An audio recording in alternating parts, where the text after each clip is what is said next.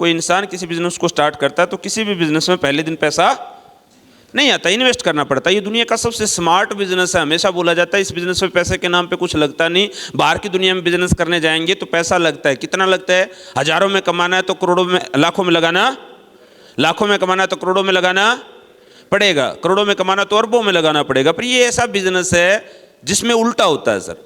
यहां हजारों में लगा के लाखों में कमा सकते हो, लाखों में लगा के करोड़ों में कमा सकते हो, पर लगाना तो यहां पे अगर आपको कोई इंसान कहता है सर ये बिजनेस बगैर इन्वेस्टमेंट के हो जाता है, हाँ हो जाता है। यहाँ आपको कोई दुकान नहीं खोलनी, कोई शोरूम नहीं खोलना, कोई फैक्ट्री नहीं लगानी, कोई बड़ा बिजनेस के लिए कोई बड़ा इन्वेस्टमेंट नहीं करना, कोई सेल्स के लिए टीम नहीं रखनी। लेकिन इन्वेस्टमेंट यहाँ भी होता है। किसके ऊपर होता है? खुद के ऊपर। जो यहाँ इन्वेस्टमेंट है वो लोगों को खर्चा दिखता है, लेकिन बाहर के बिजनेस में लोगों को इन्वेस्टमेंट दिखता है, और ये हर काम में होता है सर। तो ये बिजनेस क्या है सर? यहाँ पैसा लगता नहीं, रिस्क है नहीं, टाइम एक्स्ट्रा देते रहो। अपने टाइम के आप खुद मालिक हो, अपने अनुसार इस बिजनेस को कर सकते हो। लेकिन जो बिजनेस की टर्म एंड कंडीशन उनको तो मानना। टैलेंट भी नहीं चाहिए, पर इस बिजनेस का चाहिए। बाहर की दुनिया का टैलेंट आपको डिग्री, डिप्लोमा, कास्ट, धर्म, हाइट नहीं पूछी जाती।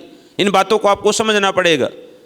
और मार्केट में कंपटीशन भी नहीं है। यहाँ पे आपका अपलाइन साथ देता है। बाहर की दुनिया की तरह आपको दूसरे कॉम्पिटिटर नहीं है। यहाँ पे जो सफल लोग हैं असफल इंसान को सफल करने के लिए साथ देते हैं, लेकिन फिर भी लोग बर्बाद हो जाते हैं। उसके पीछे कारण क्या है? तो डायरेक्ट सेलिंग को बड़े ध्यान से समझना सर। जब कोई इंसान नेटवर्क मार्केटिंग स्टार्ट करता है, पार्ट टाइम करे, फुल टाइम करे, स्पेयर टाइम में करे, तो सोच समझ के करे। अगर ये बिजनेस आपको 1 साल में पैसा नहीं देगा, 2 साल में पैसा नहीं देगा, पर जिस दिन आपका नेटवर्क बहुत बड़ा हो जाएगा तो पैसा इतना देगा जो आपसे खर्च नहीं किया जाएगा। लेकिन उससे पहले जितना पैसा ये बिजनेस मांगेगा उतना पैसा इन्वेस्ट करना पड़ेगा।